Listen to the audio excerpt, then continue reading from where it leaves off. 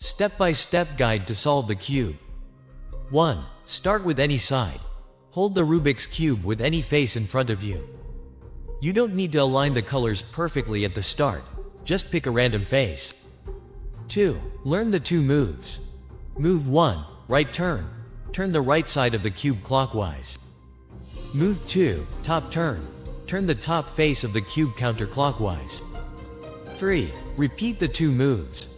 Continue alternating these 2 moves, right turn, top turn, without stopping. 4. Watch the cube solve itself. As you keep repeating, the pieces will start aligning. In most cases, the cube will solve itself after enough repetitions. Tips for perfecting the trick. 1. Stay consistent. Use smooth and consistent motions to maintain the rhythm of the 2 moves. 2. Start slowly. If you're new to the cube, go slow to understand the mechanics before speeding up. 3. Practice your grip. Hold the cube firmly to avoid accidental rotations of other layers. Secret behind the 2-move solution. 1. The trick is pre-solved. The cube needs to be scrambled in a specific way for this method to work. It's usually staged beforehand to create the illusion of solving it with just 2 moves.